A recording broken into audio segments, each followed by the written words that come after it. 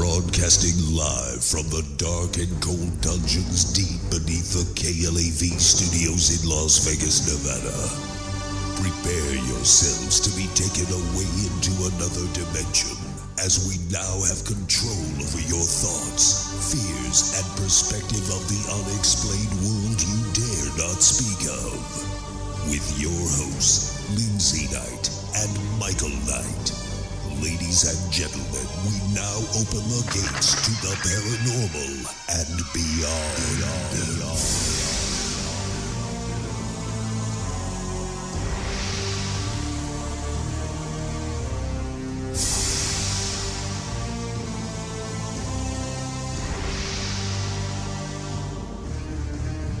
Broadcasting live from the KLAV studios in Las Vegas, Nevada, this is the Paranormal and Beyond. Since the opening of its gates on July of 1955, the happiest place on earth, Disneyland, has been the go-to mecca when it comes to theme parks all over the world. From the iconic Matterhorn to the terrifying screams of Space Mountain and all the way down to the heart-stopping drop of Splash Mountain, you can rest assured that when you enter the Magic Kingdom, the kid at heart inside you will surely jump out, getting lost in this wonderland world of dreams.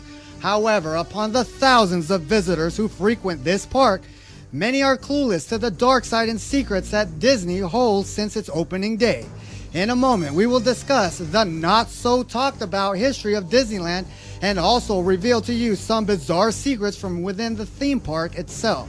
So keep your arms in the right at all times, because we are now launching you into the Paranormal and Beyond right here on the Talk of Las Vegas, KLAV 1230 AM. Your ticket to the unknown is at NightsParanormalResearchSociety.com. UFOs, ghosts, aliens, hauntings, mysterious places and more can be found at NightsParanormalResearchSociety.com. Nights with a K, ParanormalResearchSociety.com. Based out of Las Vegas, Nevada, Nights Paranormal Research Society is owned and operated by the renowned brother and sister team of Michael and Lindsay Knight. Seeing is believing. And at NightsParanormalResearchSociety.com, you're going to believe.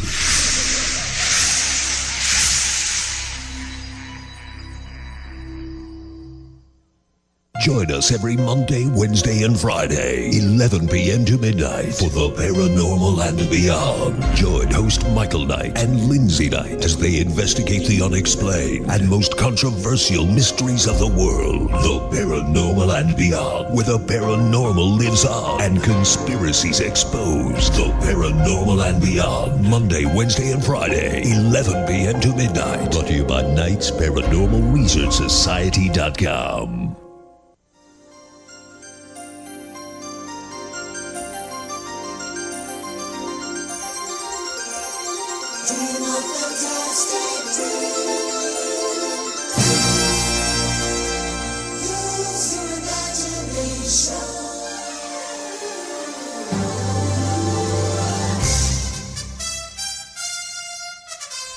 Welcome back to another brand new and fantastic edition of the Paranormal and Beyond. But first, be sure to check us out at NightsParanormalResearchSociety.com, where you can link up to all the past shows by simply clicking on that archive link above. That's NightsParanormalResearchSociety.com. Also, want to be a character in the Disney movies? Well, you can start by acting today by logging on to HollywoodBoundActingAcademy.com. Again, that's HollywoodBoundActingAcademy.com. actingacademy.com. Special shout out to all those listening online through the KLAV1230am.com website, and all those driving around the Vegas Valley listening to us on your stereos. Much obliged. I'm your host, Michael Knight. Alongside of me is your other host, Lindsay Knight. And joining us in the studio, Jessica Johns of Wartime Paranormal. We are your radio evangelist for the rest of the night, spreading the true word of truth. All right, we got a great show for you today. Lindsay, how are you doing? I'm doing well. How are you? I'm great. Jessica, how are you doing? I'm doing, well, I was going to say phantasmic, but you stole that. Exactly. Okay, it's copywritten by me once the minute hand starts going on this show. We have a great show for you today because we're going to get into the dark secrets of Disney and stuff you don't know about the park, the history, and just some macabre things that when you go to the park next time, you'll totally see the Magic Kingdom in a totally different light. But first, let's get on to the news. Topping the news for the Paranormal and Beyond this Monday, October 7th, it's been said you are what you eat. Well, a teetotal man is constantly at risk of being drunk, as his stomach turns everything he eats into pure alcohol. Matthew Hogg suffers from a rare condition known as autobrewery syndrome, where an overgrowth of yeast in his small intestine produces pure ethanol that is absorbed directly into his bloodstream. His condition, which went undetected for 20 years, has caused him to be drunk for most of his life. Graduating 3 years ago with first-class honors as a nutritional therapist, he is unable to hold on a steady job, having to watch what he eats. Certain foods produce 100% pure alcohol in his system. Doctors are completely baffled. His condition is so severe that usual treatment procedures of antifungal medications, probiotic supplements, and selected nutritional supplements do not prevent the production of alcohol. He has been left to manage the level of fermentation himself with only vitamin and minerals to help. In other news, in a recent survey given by Le Méridien Hotel and Resort, apparently people prefer coffee over sex. Coffee is better than sex as the ideal way to wake up. According to travelers, the caffeine buzz is preferable to a little morning action. 53% of guests would opt for a hot beverage than a hot woman. And 73% of people surveyed would sacrifice in-room TVs, internet access for the perfect cup of coffee. Even more, 78% would rather give up alcohol, social media, or sex with their spouse for a year than rather coffee. Just over half, 51%, said they could go longer without sex than without coffee. Most of these respondents, 55% of them, were women. Reporting the news for the Paranormal and Beyond, I'm Lindsay Knight. Hey, I don't agree with that last news. I love my sex with coffee. Let's do them both at the same time. We'll get wired, right? I don't think that's really what we should be talking about, knowing we're doing a Disney show. Were there a lot of gay men doing this? Because if they would sacrifice a hot woman, they must... You know, I don't know, but the fact of the matter is that I've already had about 4 cups of coffee today, and I drink coffee just about every day, so I don't know, and I'm a woman here. So you're saying you didn't have sex. Oh, you just stepped on your own foot there. All right, let's get into our story and talk about Disneyland and all its bizarreness. It's weird. Every day, there's thousands upon thousands of people who walk into Disneyland. And there's just the history behind Disneyland is fascinating, as with the park itself. And we all know that when we get to Disneyland, we got kind of goofy. It's like I walk in there and I turn into like this 6-year-old boy without family. And I just want to like break dance and take off my clothes and put on the, Mickey Mouse ears. And it's just crazy. Well, even as a grown adult, I love to go to Disneyland. I prefer to go to Disneyland versus anywhere else, and I could travel, pretty much anywhere, but I always find myself back at Disneyland for some apparent reason. I was 18 years old. I went to Disney World, and it was the first time I'd ever been, and the whole time I was going through this park, I'm like, oh my God, I feel like such a little kid. And then once I got to, like, at the very end when they did Phantasmic, I cried the whole time. I was like, this is the most magical place on earth. Like, it really is. I don't ever want to leave. Can I live here? It does. It changes the people. When you go in there, your whole mindset is like, you're about to face bankruptcy, a divorce, and all this. But it all goes away. Yeah, you walk in there, and you're like, where can I get those Mickey ears at? You just totally lose yourself in the whole Magic Kingdom. And, I mean, it's great, the feeling and the rides along the way. Disney decorates their whole theme park. It supersedes any other park out there. That's why Disneyland is. Well, it's supposed to be the happiest place on earth and where you can be a kid. And that's pretty much why we're doing this story tonight, because there is a darker side to the whole Disney corporation. Exactly. We know Disney protects itself because it tenders to children and has this reputation of what you just said, the happiest place on earth. But, not for a few out there who've actually had their so-called curses with this park. And just the history alone, it's pretty scary. We're not trying to do this show and then the next, hopefully your kids aren't listening, because they're going to be like, Mommy and Daddy, I do not want to go to Disneyland. It's, one big haunted house. But let's talk about the history of Disneyland. The Disney park was originally first to be Disneyland and designed of two parks. We have the one in Anaheim, California, and we also have the Orlando, Florida one. And going back to Walt Disney, this was like his baby, his whole dream. And it's kind of odd to see a grown man who first, is like a big kid at heart and wanted to invest all his money into this. And he took out a lot of money in loans just to have this park open. Well, we're talking about Walt Disney here, and let me just tell you who Walt Disney was.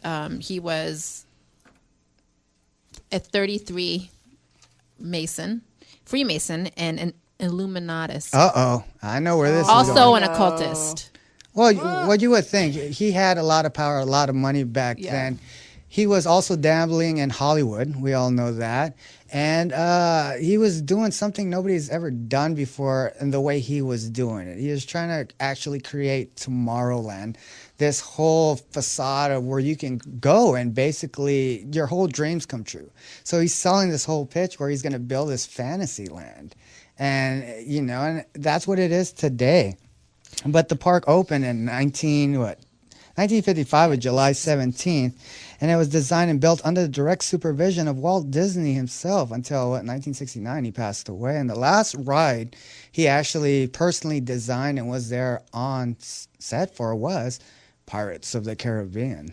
I just have to say that, and a lot of people don't know this, but Walt Disneyland or Disney World is not part of the United States. Even though it is here in the United States, Walt Disneyland is its own sovereign nation, complete with its own underground government and laws. A lot of people don't know that, but it is. That's how big this conglomerate is. Well, Jessica and Lindsay, I was talking about you out in the green room how, if you've been to Disneyland out there in the middle of Anaheim, it's basically in a suburban area, homes and stuff like that. Well, they own Buena Vista. Yeah, but it's like illegal to pop, a firecracker in California. But these people, they got the authority to blow millions of dollars of fireworks every night. And we're talking about 11 to 12 to 1 in the morning. Well, and if you ever been there when they're doing it, the concussion alone is so loud that's how much power Disneyland has. You were talking to me about this when we were staying at the hotel, because this was about 1 o'clock in the morning, because they close about 12 and then the fireworks go off for the Fantasmic. Right. And, there was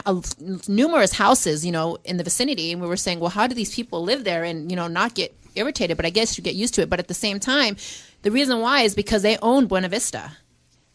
They own that. I mean, they own that whole section, so they're able to do whatever they want. Like I said, this conglomerate of this huge corporation of just Disney everything, even in Florida. I mean, not to mention they also own the one in Paris. So there's three. Yeah, I think everybody. I remember everybody in Orlando talks about how Japan too.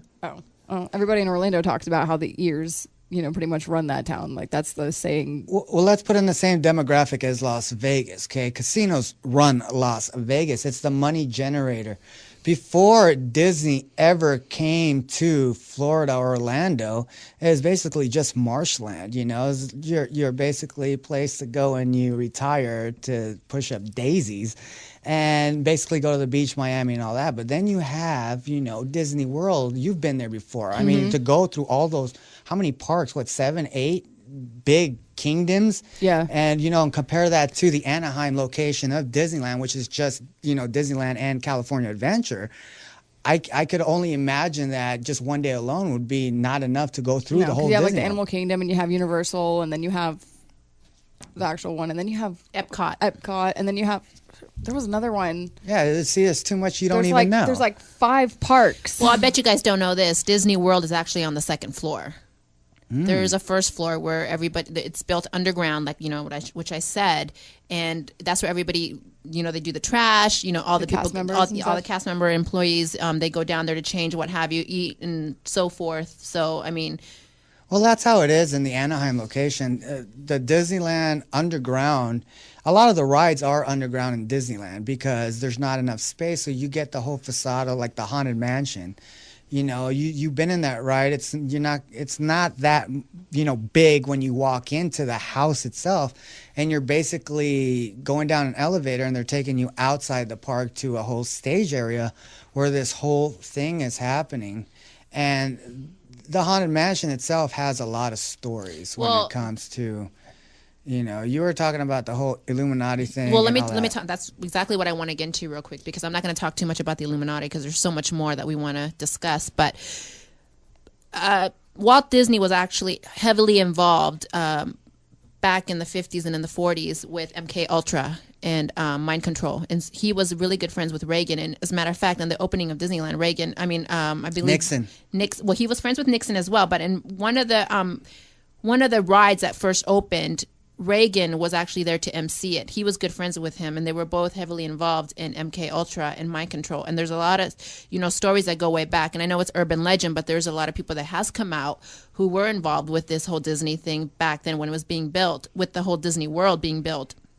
That according to CIA informants opposed to the NWO, CIA contractors were brought in to build the underground tunnels under Disney World in 1977. These contractors were sworn to secrecy and on need to know basis, saying that they were not allowed to say anything, that it was just an amusement park being built. But on the bottom of it, there was an actual mind control for children that was going on, and they were actually involved with the Rothschilds, and they were funding a lot of this money to Walt Disney in order for him to pay for this whole amusement park to be built. Not only that, there is a town called Celebration in Florida, which is connected to the Disney World, which has a lot of schools and children that are being supposedly mind controlled. Yeah, I remember seeing that. Yeah.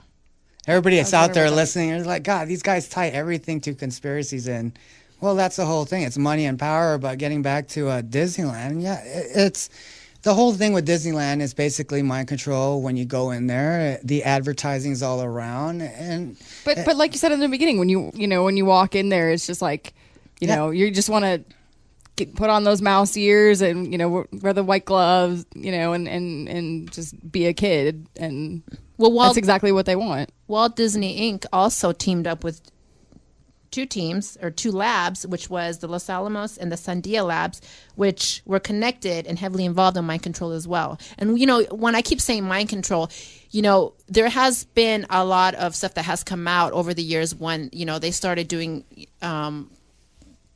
like Lion King, different types of movies, and you started seeing subliminal messages in there that had to do with like sex and different sort of things like that kids should not be involved with at during a that young age. era, Disney, basically the Imagineers and the animators who was working for Pixar and all this, and the whole DreamWorks and all that, basically had a feud with the Disney corporations, and payback. They secretly started putting these pornographic subliminal message in everything they put out. So you had that period in time where everything was just basically like, I can't believe they're doing this, when it's supposed to be like rated way PG for these kids. PG is supposed to be G rated. There's nothing. Exactly. Not supposed to. PG is like rated R in Disney talk. Also, a lot of people may not know this as well, but Aleister Crowley, which was back in the day, way back, he was a serial rapist, murderer, convict, the worst of the worst, very wealthy, powerful as well. But he was also a descendant to, or Walt Disney was a descendant to him. And in the Illuminati, the Luciferian way, this 666, if you look at the Disney, the way it's spelt, you can find 3 6s in that. Wow. Not to mention the W in Walt. I didn't expect that. Oh, we're going to turn Disneyland into this, hell. But don't get me wrong, I'll still be going back there no matter what. Okay, but Disney has its shadow history. We all know, we talked about the whole animation, the Lion King Lion King, the naked girl, and that movie. What is it, The Rascals? The Rescuers. Yeah, The Rescuers, and you had the Lion King with the Little whole Mermaid. sex. Little Mermaid, Aladdin, all these little hints towards a sex era. Do you know during that time that Pepsi was also doing the whole thing? Remember when the Pepsi cans that came out with the neon, streaks in it? The can was like black with these neon lights. If you put two cans together, they spelled out sex. But I was just floored back and thrown back that Disney would be going this route. And it was just amazing how they would do this. And you had, what was that cover with Little Mermaid with, I'm not even going to say it, but that was taken off the shelf right when it was noticed. And this is how bold the Disney animators, although people did get in trouble, it wasn't that big of a deal because they were going through a dispute during this time, but they did get their way. But stuff like that, Disney has this, and let's talk about Disney itself, and let's talk about the whole name for Disney. Hey, we are talking about something that, like I said before, is focused on children. Today, they started upping up their rides to tend to the adults, the older people. But the rides alone has their histories, to the hauntings, to the deaths, to the bizarre, and all these rides are just weird. How many deaths have you came up with doing your research? I got 4 or 5. 4 well, or 5. just in Anaheim alone. Because I have in that location, Anaheim. In Anaheim, I have. I'm counting 9. 9. And yeah, I got. Yeah. Well, what's Okay, let's go through the deaths, all right? Okay. Oh, and here's the thing, okay? Every time there's a death in Disneyland, and I'm talking about dead on the scene, Disneyland never says that the person died in the park. Because like I said, it's a protection of the brand. It's Disneyland, but I think they're so far out there already that they can get away with a lot of stuff. Hold on. I'm sorry. I was thinking like when it comes to like guests, and I got like one. I got almost that. Well, we're talking about guests too, and people who let's go through this real quick. In May of 1964, Mark Maples, a 15-year-old Long Beach, California resident, was killed when he tried to stand up on the Matterhorn bobsled. Maples and his companion foolishly unbuckled a seatbelt and attempted to stand up as their bobsled neared the peak of the mountain. Maples lost his balance and was thrown from the sled and to the track below, fracturing his skull and ribs and crushing internal injuries. He died 3 days later. We also have that other lady that died. It was a mother was on the ride with her kids, and she was worried about them, so she took her seatbelt off and turned to check on her kids. And at that point in time, it went into that dip. I guess they now call it Dolly's dip. And she fell out and was run over and dragged on the track by another bobsled. You've been on the Matterhorn, right? Too many times. Not that scary. It's a very stiff ride, It jerks a lot and it's stiff. But I would understand you take off your seatbelt there. You're just asking for it on any ride. By the way, the Matterhorn has a basketball court inside, by the way. Oh, it does. And a lot of people, here's the thing, I had a friend who was actually Peter Pan and told me all this stuff. And a lot of people really want to go on the breaks and go inside because it is like a break room and, a basketball court. However, if you go there, you're going to have to ask permission to get in there. And by the time you get in there, your break's over. So going back to the deaths, on June of 1966, Thomas Guy Cleveland, a 19-year-old Northridge, California resident, was killed when he attempted to sneak into Disneyland along the monorail tracks, the tracks on the outside. Cleveland scaled the park's 16-foot high outer fence on the grand night and climbed into the monorail track, intending to jump or climb down once inside the park.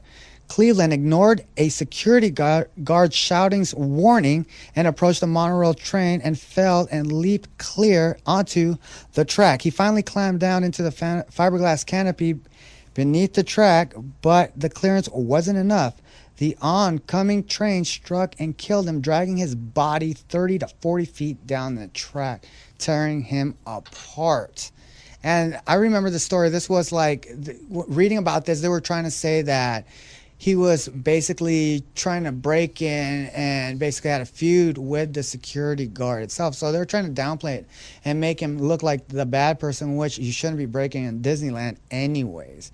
And that was one of the deaths in 67. In June of 1973 and in June of 1983, actually, two 18-year-old boys, well, again, separate occasions, drowned in the rivers of America.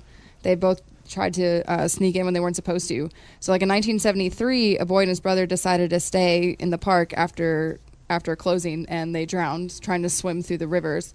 Well, I know the story very well. There's two sides to this story. What happened is they missed the Mark Twain to get back to the other side. No, not the Mark Twain, but the little raft that takes you on the other side. Right. It was late. And to get back, they thought they're going to swim across the rivers of America. One thing they don't understand is that is not a swimmable river. There's a lot of pumps in that river that pushes current, so it looks like there's an actual tidal wave going by or current. So what happens is one made it through, but one actually got sucked by one of the pumps. And if you've seen Willy Wonka, you know, the whole Augustus glue. Basically, that's what happened to him, and he basically got churned and crushed into the suction force of this pump that was pushing the tide current away. What happened again in 1983, there was another 18-year-old boy that capsized a rubber emergency raft that he had stolen from a cast-only section of the park. 10 years, but it's weird. It's like they're both in June and they were 10 years apart. Yeah, so they're not like very far apart, and like the months coalesce with each other. In August of 1967, you have Ricky Lee Yama, a 17-year-old Hawthorne, California resident, was killed when he disregarded safety instructions and exited his people mover car. And that we're talking about, remember the people mover cars? It's sort of like the monorail back in the days. And he was basically trying to jump on the other monorail car. But this monorail, the tracks are the ones actually moving. And he actually got torn to pieces and dragged again. And then his body fell to his death. So you had these people who are very, very risque, you know, tempting fate in the park, which is you shouldn't be doing. Well, let's talk about like what happens, you know, the people that were building those rides, like the Pirates of the Caribbean ride. There was a guy, his name was George, and he was a welder, and he either, there's a couple of sides to the story where he either fell to his death from a high ladder or a beam fell on him and crushed him. There's a lot of undisclosed deaths when it comes to the building of Disneyland. You know, you look at the Haunted Mansion, it took like almost close to 11 years for it just to come to fruition with all the plans. Because, like I said, when the Haunted Mansion was in works, you know, Walt Disney was still alive and working on that, but his whole goal was to finish Pirates of the Caribbean. When Disney died in 67, the whole project on a Haunted Mansion stopped because he was a designer himself. He would design these rides to his specifications. Now you have the Imagineers who do this and the architects for Disney. But it was just like pushed back, and you had like two different rival competitors. They wanted to make the Haunted Mansion more cheesy, like a fun house, and you had the other one who really wanted to make it scary. So you see two different types of, let's say, genre when you walk in. You see, you know, the stretching of the bodies when you're going down the elevator. It's more like a joke. You see it changing pictures and stuff like that. But once you go past the attic ride and into the main part, and you see that head there talking, you know, that's basically the other designer who wanted to make it more real. And then you come into the dancing ballroom. And there's a story on the dancing ballroom, too, about talking about that shattered glass in the mirror. Because to get those, you know, ghosts looking like they're really interacting and dancing down there, you know, if you've ever been in there, it's basically a Pepper's Ghost kind of effect. And they use mirrors. So they have mannequins bouncing off these mirrors, reflecting onto the whole ballroom. But some guy decided one day to go in there with a pellet gun and try to shatter. See, these are people that are so out there that you would even attempt to do this. That's why some people die. But he ended up shooting the glass, and it made this spiderweb fracture. And Disney didn't want to replace it because it was one big slab of mirror. And by this time, if they're going to replace it, it costs over millions of dollars to do this, and they would have to take the roof off, the whole stage area. Did that guy, did they sue him, or did no, they didn't even know who did it. They Oh. didn't even know who did it. So what they did, if you look towards the end of that whole ballroom dancing jig they're doing there, you can see the crack in the glass. If you just keep staring at the glass, you'll see it. But they cover it with a spider, so it looks like a spider web now. So they basically saved a lot of money doing that. Okay, we're going to take a quick break. When we come back, we're going to continue on with a couple more deaths and some secrets in the park. You think the hidden Mickeys are what to look for? No, there's other crazy stuff. Yeah, Club 33, we'll go into that, what that's about. And how cast members are supposed to, keep themselves in character 24 hours a day, even when they're not working at Disneyland because of the Disney brand. When we return right here on the Talk of Las Vegas, KLAV 1230 AM. You're listening to the Paranormal and Beyond. Join us at 731-1230. That's 731-1230. Lindsay and Michael return after this. Join us every Monday, Wednesday, and Friday, 11 p.m. to midnight for the Paranormal and Beyond. Join host Michael Knight and Lindsay Knight as they investigate the unexplained and most controversial mysteries of the world. The Paranormal and Beyond, where the paranormal lives on and conspiracies exposed. The Paranormal and Beyond, Monday, Wednesday, and Friday, 11 p.m. to midnight. Brought to you by Knight's Paranormal Research Society.com. Your ticket to the unknown is at Knight's Paranormal Research Society.com. UFOs, ghosts, aliens, hauntings, mysterious places, and more can be found at Knight's Paranormal Research Society.com. Knights with a K, Paranormal Research Society.com. Based out of Las Vegas, Nevada, Knights Paranormal Research Society is owned and operated by the renowned brother and sister team of Michael and Lindsay Knight. Seeing is believing. And at Knight's Paranormal Research Society.com, you're going to believe.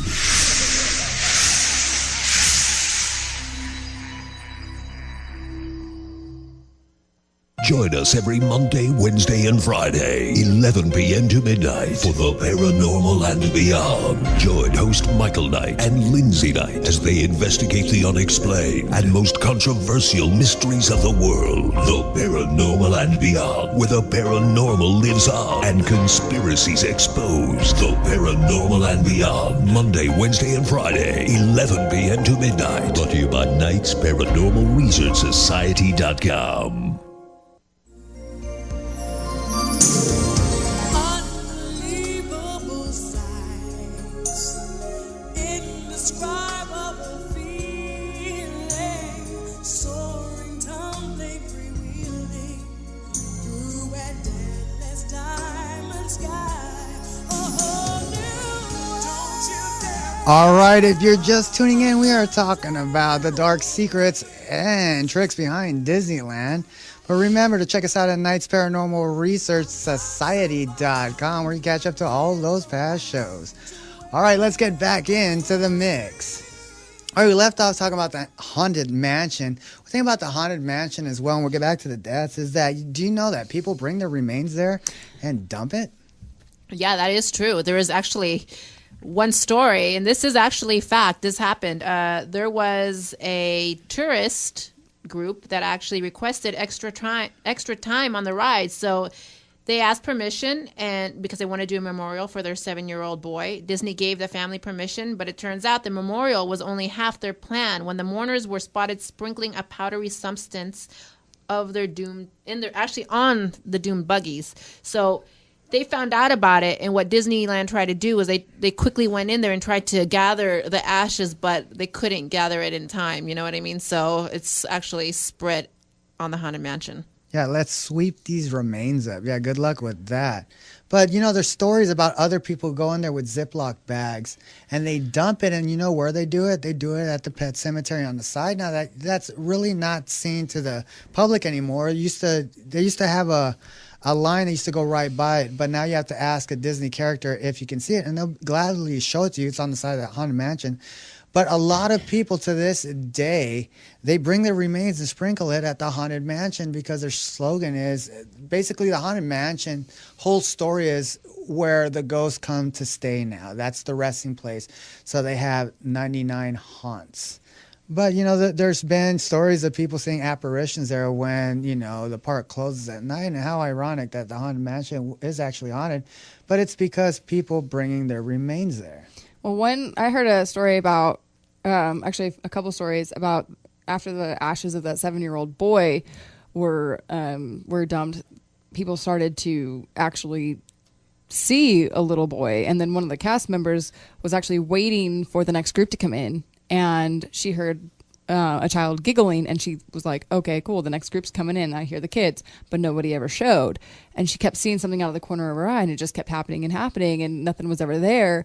And then all of a sudden she felt like a cool breeze, and then something touched her shoulder, and there was nobody there. So she ran out and said, I'm never working the Haunted Mansion ever again. It's kind of hard to differentiate when you see an actual ghost in the Haunted Mansion, whether it's the animatronics going off or the special effects. So it's kind of hard. There's been a lot of YouTube videos of people seeing ghosts in there, but it gets scoffed at because we're talking about Disneyland Haunted Mansion, which is built up and rigged to be, I quote, haunted. All right, going back to the deaths, we have one that happened on Christmas Eve, and this was an accident in December of 98.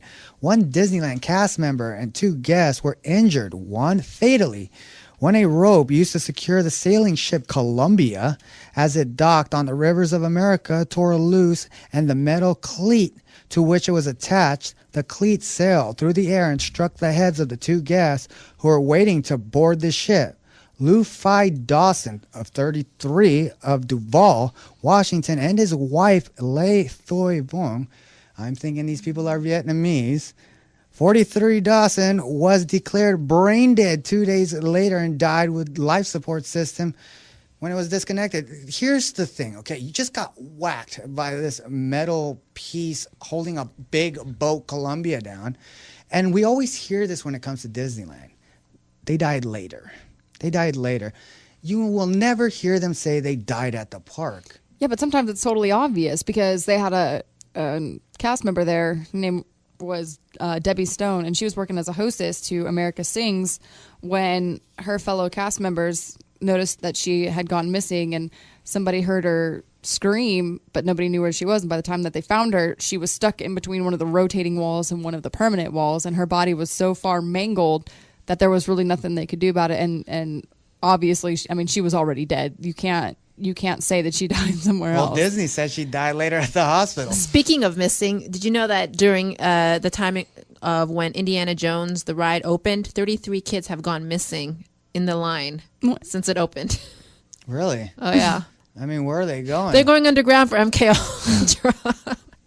It's kind of hard. See, this is one They're coming out years later as cast members, Exactly. completely brainwashed. See, here's the one thing. No, I'm really the prince from Sleeping Beauty.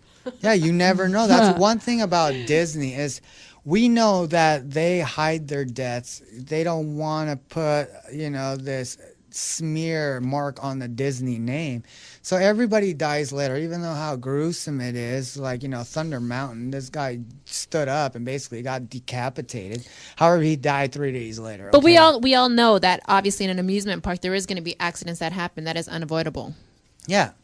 But other amusement parks, what happens when accident happens at an amusement park? It gets shut down. If you are like hanging with the carnies, let's say somewhere here, you have those little carnival rides. If something goes wrong, the carnival gets shut down. Yeah, we're talking about Disneyland, though. They don't shut anything down. It's 24/7. No, it's Disneyland who shuts others down. That's, you take it the other way around. You're talking about a monopoly here. Disney owns a lot of film rights. They own a lot of rights to their clothing. Just the name alone is trillions of dollars. Well, they own Touchstone Pictures, they own Pixar, they own, of course, Disney World, and the whole DreamWorks. land. They own DreamWorks, they own the whole land, around it, and so does Disneyland. So they're huge. They pretty much own everything. Yeah, Disney Illuminati. That's who they are, and it's just... Speaking of the Illuminati, let me just say this one thing. Everybody knows Fantasia, and we all know the music behind Fantasia. But did you know Phantasmic or Fantasia? Fantasia, the movie. Fantasia. Okay, the movie. There's a lot of music in that. Well, there's one specific song that stands out. That particular song was actually written of the rites of spring music, which was written as a pagan ritual where a virgin sacrifices herself by dancing to death. I mean, well, Fantasia was always creepy anyway. Like, it always kind of seemed, like, looking back on it now, like, the dancing brooms and how they were kind of dancing. Like, it was just very dark. Black magic. Yeah. Well, because Walt Disney was into, occultism. So... Well, that's how, back in the days, I think everybody was dabbling in things like that. It's basically new, and, you're talking about something that we don't have a grasp on and really know. It's still in research. So you would see if, this is true. And, Disney was a very eccentric man, per se, because, just look what he built. He built an empire. And you said, Jessica, that he is not frozen. No, he's definitely not frozen. That's definitely an urban legend. I think he was cremated, and his ashes are on a haunted mansion. No, actually, everybody thinks that he was. He's at Forest Lawn Cemetery, but the rumor is that he was cryogenically frozen, and his body's under Pirates of the Caribbean. Well, let's talk about some of the secrets behind the whole Disney empire.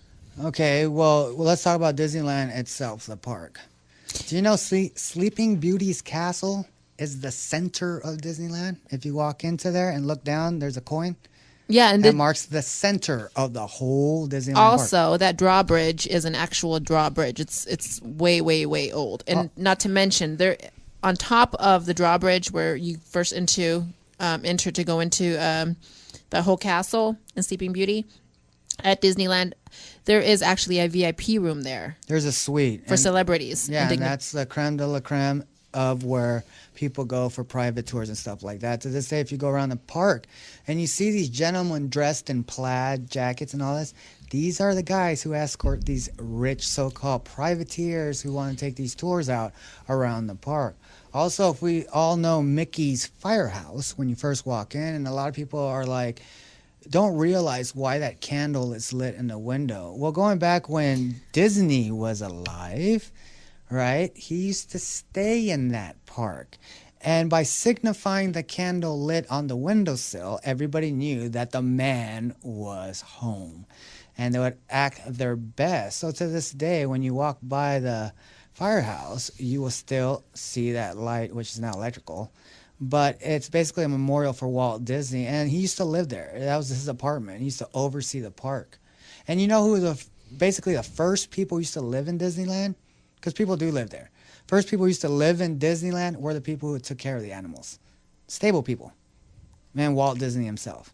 And now I don't know who lives there. Except for the ghosts and stuff like that. Well, Disney World and Disneyland is a 24/7 operation. So when the park closes and everybody goes home, either at 12 o'clock midnight or if it's an earlier time, the park does not necessarily close to the employees because a whole crew comes in and has to clean up the place. And, of course, there's the underground where a lot of things go on. Not to mention, though, there is something to do with cats. Oh, yeah. Here's the cat thing that'll blow your mind. And this is true. Back in the 60s, any establishment you have, especially out in the open, sort of, restaurants too alone, you seem to get a mice problem, especially there. We're talking about they have trees, they have their ecosystem in Disneyland. But they had a severe mice problem that would go and leave poopings in, their little restaurants, their little snack bars. So what they did in the 60s is they released 60 stray cats into the park to solve the problem of all these mice. Well, today they have over 200 cats that are roaming basically Disneyland, and they tell you do not touch the cats because a lot of them do have rabies. And this is now. These are feral cats that they let out at night each night, but they don't always catch the cats. they have little homes that they go to that They are have hidden. feeding stations for Yes. these cats now, and what they do to control the population is one of two things: they spay and neuter him, but sometimes undisclosed time, occasionally they let dogs through Disneyland at night to go and kill these cats, and a lot of people don't know that. Because a cat, there's just so many cats out there, and plus a lot of them are not, seen a vet, so and eating stuff off the ground. And we're talking about now with the Mark Twain Island and all this, it gets dirty, and they can't clean up everything like that. So you do have these, scary cats running around with diseases there. So stay away from the cats if you ever come across one. Don't try to take one home, because you'll take home more than that. Spread it around with your family, and talk about spreading stuff around. Also back in the 70s, and now it is by law by Disney up until 2001, you could wear your own underwear if you were a cast member in costume. Okay, there's two types of cast members. There's open face, which is Sleeping Beauty, Peter Pan, all that. And you have the non-speaking roles, the Beast and Donald Duck and stuff like that, Mickey Toy Mouse. Story. Yeah, wear your clothes.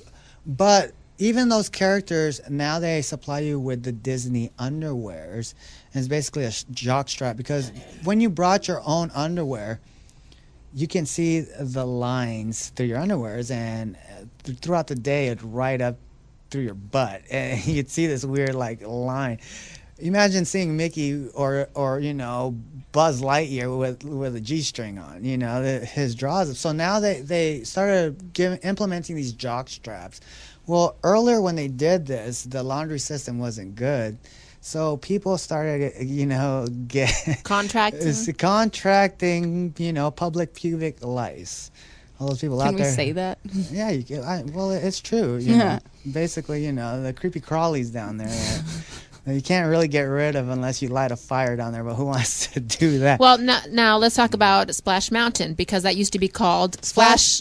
Yeah, Splash Mountain. And to this day, if you go to Splash Mountain and you hang out by the fence and that drop where everybody screams, you will see guys who hang out there. And if you're there throughout the whole day, you'll be like, why is this guy still here? Mind you, Disneyland has their own police force. You never see LAPD inside. They're not allowed in there. They have their own, and you never see somebody dressed as a security guard. They don't allow that because it makes the park look ugly, so everybody is in casual or undercover. But you see these undercover people, and they're there throughout the whole day, and they're watching the drops on Splash Mountain, because it used to be called Flash Mountain. Because women used to flash themselves on the way down, and it took on that name. To this day, they still do it. But when they get caught, they get thrown out the park. And something weird about this, too, is, if you went to Disneyland, you've seen Jack Sparrow. Okay, now he's very limited to where he could be at. He used to walk around the whole park, but now he can only stay by the Mark Twain area, and go back and forth. The reason why, because he used to walk around the whole park, and women used to flash themselves to him. So there's a lot of nudity going around Disneyland when you. Well, they can't get mad when their old movies had the sexual innuendos anyway. So you could just pull that whole. Well, anything I learned from Disney. Well, Disneyland, they're very methodical when it comes to their cast itself. If you're in costume and You have to stay in character no matter what. You're 24 hours in character. Even if you go home, you can't have, Sleeping Beauty on the front page news being cracked out. That would, Disneyland probably, we never hired her. No, they're very strict. As a matter of fact, there was one employee that was caught because, like I said, they have their own police force.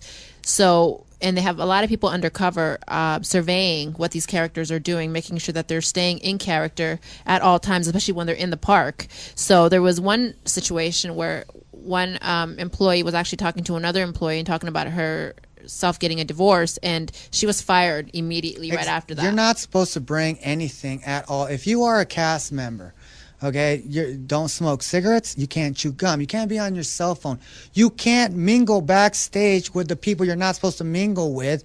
If in the Disney movies you guys are enemies, you can't be seen together unless it's part of the play. The reason why kids will see this and be like, wait a minute, they're not supposed to be friends. You can get fired for that. So they're basically watched to the T. You're talking about people who are basically have a choker when they're a Disney open face character. If you're covered in the mask, they're more lenient. But if you're like one of the princesses or Peter Pan, you got to watch out what you're doing, because a lot of people think it's a prestigious role to be a Disney character. It's not. A lot of people who work for Disney don't like it, but a job is a job. But with these jobs come these laws that are so like draconian. You can't do nothing at all. Well, let's get to Club 33. There's only one place in the whole Disneyland park where you could buy alcohol. A lot of people don't know this. This is in New Orleans Square, and it's called Club 33. It's right by the Pirates of the Caribbean, and the only thing it says is 33 on it. And this is the most prestigious club to get into. A lot of people say it's the Illuminati Club of clubs. It's basically a lounge. You can smoke cigars, okay? You can get drunk in there. That's why you see some of these people come out and they have beer. You're wondering where they got it from. It's from Club 33. Well, Club 33 is a VIP lounge only for the dignitaries and the elite. This club has a 10-year waiting list, and you have to actually put for the initiation fee is of $10,000. And after that, when you are enrolled into this club, you have to pay $3,500 a year to be in the club. So not too many people... Basically, it's prestigious, I guess, as someone who's a Disney fanatic. Part of Club 33, I can buy liquor here. I can go outside and buy liquor, sneak it in. Not to mention, Disneyland did not have an address, so they made the address, which is 1313, which is 33 as well, which is also Club 33, which is Walt Disney's Masonic number, 33. Exactly. I mean, that's how they had to come up. So if we're going to tie the whole draconian Masonic thing, there is a lot of symbolism in there. And you just got a text about LAPD. How many times? See, you haven't been to Anaheim. When it comes to the police, there are a lot of police. They're really not there walking the park, you know, and to deny them access they can because of jurisdiction. But when you look at the Disney laws, they are very, very strict when it comes to LAPD walking around the park. First of all, it makes the park look trashy. They're not all about security the way you would think that if you went to a football game, you'd see a lot of securities. So you feel secure. Not in Disneyland. You're supposed to feel secure because it is Disneyland. All right, that's why they don't put liquor stores in like Summerlin or stuff like that. It just tears down the whole Disney way. All right, there's a lot of hidden Mickeys. We know all that through Disneyland. These are the Mickey silhouettes with the ears, and you're supposed to find. They say there's like 100 something all throughout the park, and I found like a couple only because I wasn't looking for Disneyland stuff like that. Well, if I'm going to go to Disney World, I'm not going to pay $150 to get in just to go on a scavenger hunt for... Oh, exactly. One thing about Mickey's. Disneyland is good. If you study the old Disneyland back in the 70s and early 80s, you can still see remnants of old rides that they took down that's still there. And it's just an amazing place, you know, Disneyland. Like, I want to go there right now. Did you know that all the fireworks at Disneyland are handmade by Amish children? That's horrible. Seriously? Are you now saying it's like they're running a sweatshop for Well, fireworks? they didn't allow women to be hired in the animation studios in the early Disney days. I mean, that changed obviously, but they didn't have any women in animation outside of like paint and ink. Exactly. And you know, we were talking about the MK Ultra Mind Control. Do you hear this song? If you ever rode the ride, it's a small world. And 30 hours before you come out of there, you will never get this song out of your head. And if you listen to it, they replay this song, replay. And that's the whole thing. So you leave the park with this song to bring you back again. I've been in the park so many times. Hearing it now is just going to be devastating when I go home now because it's all I'm going to hear. Do you agree? Oh, yeah. It's already burning in your head right now, huh? You know, I remember when I was a kid, that's the only thing I remember that I loved, which was It's a Small World. I went back and actually went on that ride again. Oh my God, I wanted to get off so bad. I couldn't even believe that that was like the most memorable thing to me as a child was It's a Small World. And as I grew older and went through that ride, I just wanted to jump out of the boat and make my way to the end of the line. Grab one of those puppets and just break its neck. Because it's like, stop singing that song.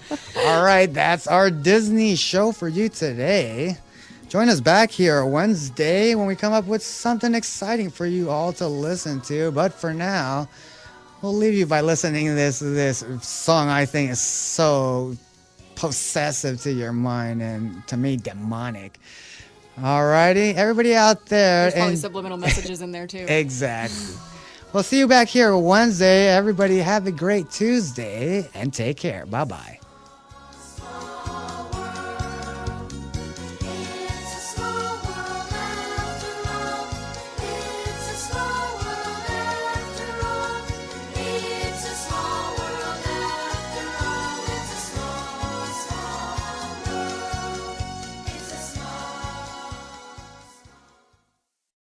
With first-class honors as a nutritional therapist, he is unable to hold on a steady job, having to watch what he eats. Certain foods produce 100% pure alcohol in his system.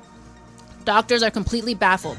His condition is so severe that usual treatment procedures of antifungal medications, probiotic supplements, and selected nutritional supplements do not prevent the production of alcohol. He has been left to manage the level of fermentation himself with only vitamin and minerals to help.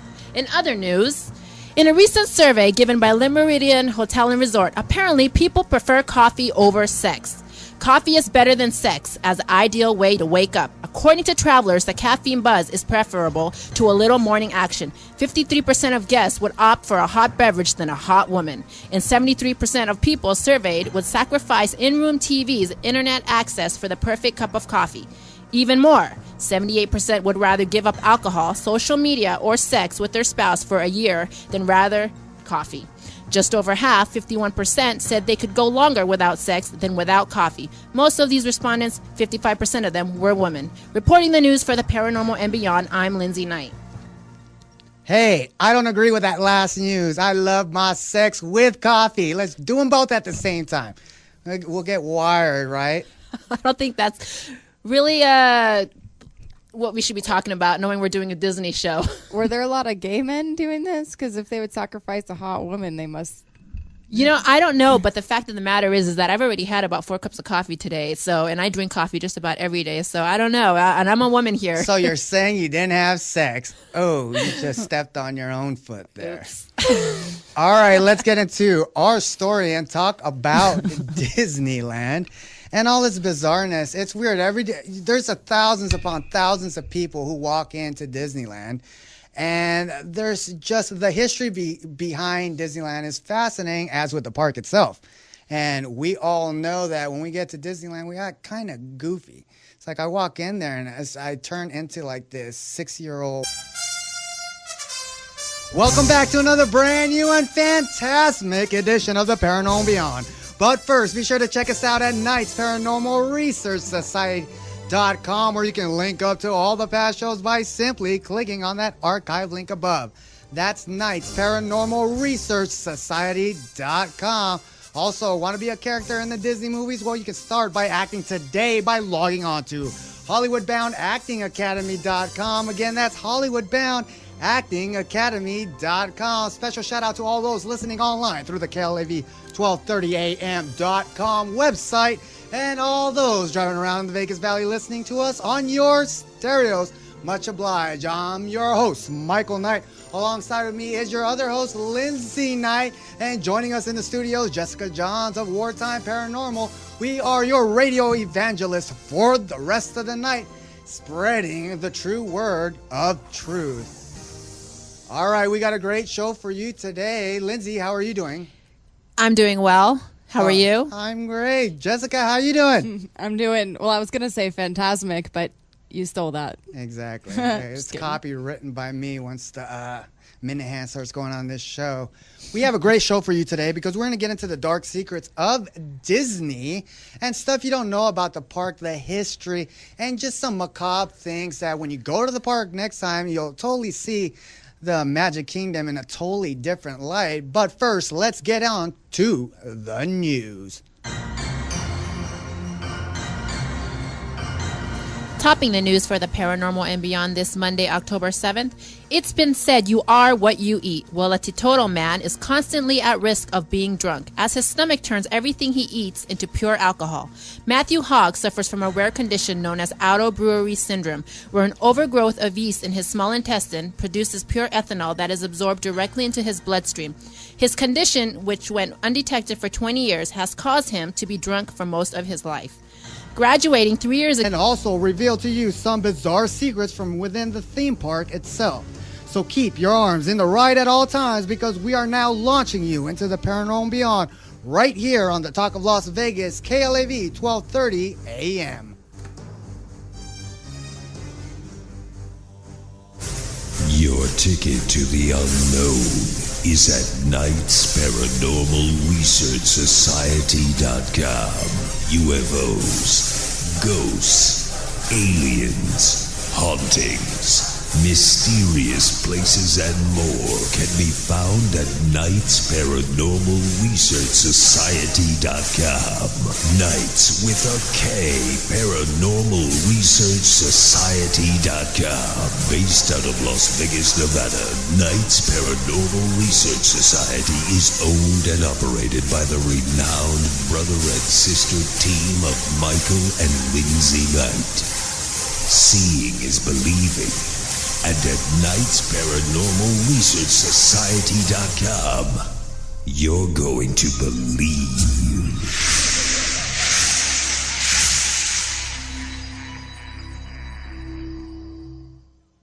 Join us every Monday, Wednesday, and Friday, 11 p.m. to midnight, for the Paranormal and Beyond. Join host Michael Knight and Lindsay Knight as they investigate the unexplained and most controversial mysteries of the world. The Paranormal and Beyond, where the paranormal lives on and conspiracies exposed. The Paranormal and Beyond, Monday, Wednesday, and Friday, 11 p.m. to midnight. Brought to you by Knights Paranormal Research Society.com.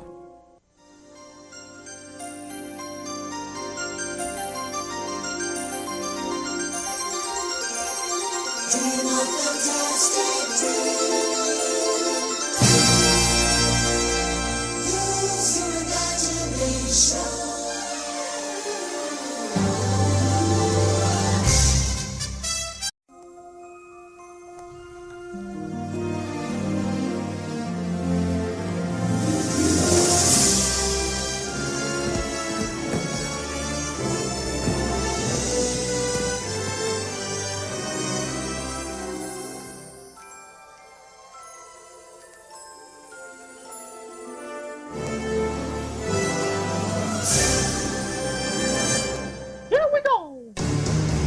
Broadcasting live from the dark and cold dungeons deep beneath the KLAV studios in Las Vegas, Nevada.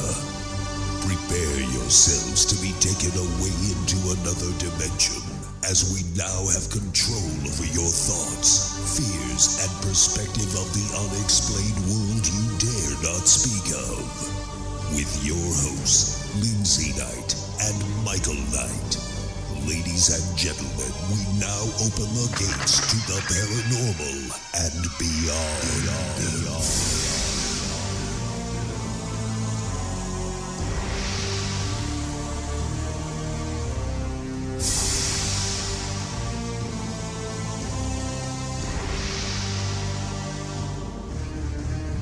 Broadcasting live from the KLAV studios in Las Vegas, Nevada, this is the Paranormal and Beyond. Since the opening of its gates on July of 1955, the happiest place on earth, Disneyland, has been the go-to mecca when it comes to theme parks all over the world. From the iconic Matterhorn to the terrifying screams of Space Mountain, and all the way down to the heart-stopping drop of Splash Mountain, you can rest assured that when you enter the Magic Kingdom, the kid at heart inside you will surely jump out, getting lost in this wonderland world of dreams. However, upon the thousands of visitors who frequent this park, many are clueless to the dark side and secrets that Disney holds since its opening day. In a moment, we will discuss the not-so-talked-about history of Disneyland and a boy without family. And I just want to, like, break dance and take off my clothes and put on the, Mickey Mouse ears, and it's just crazy. Well, even as a grown adult, I love to go to Disneyland. I prefer to go to Disneyland versus anywhere else, and I could travel, pretty much anywhere, but I always find myself back at Disneyland for some apparent reason. I was 18 years old. I went to Disney World, And it was the first time I'd ever been. And the whole time I was going through this park, I'm like, oh my God, I feel like such a little kid. And then once I got to, like, at the very end when they did Phantasmic, I cried the whole time. I was like, this is the most magical place on earth. Like, it really is. I don't ever want to leave. Can I live here? It does. It changes the people. When you go in there, your whole mindset is like, you know, you're about to face bankruptcy, a divorce, and all this. But it all goes And away. yeah, and you walk in there and you're like, you know, where can I get those Mickey ears at? You just totally lose yourself in the whole Magic Kingdom. And I mean, it's great. The feeling and the rides along the way Disney, you know, decorates their whole theme park. It supersedes any other park out there. That's why Disneyland is. Well, by far. it's supposed to be the happiest place on earth and where you can be a kid. And that's pretty much why we're doing the story tonight, because there is a darker side to the whole Disney corporation. Exactly. We know Disney protects itself because it tenders to children and has this reputation of what you just said, the happiest place on earth. But, you know, not for a few out there who've actually had their, you know, their so-called curses with this park. And just the history alone, it's pretty scary. We're not trying to do this show and then the next, you know, hopefully your kids aren't listening because they're going to be like, you know, Mommy and Daddy, I do not want to go to Disneyland. It's, you know, one big haunted house. But let's talk about the history of Disneyland. The Disney park was originally first to be Disneyland and designed of two parks. We have the one in Anaheim, California, and we also have the Orlando, Florida one. And going back to Walt Disney, this was like his baby, his whole dream. And it's kind of odd to see a grown man who first, you know, is like a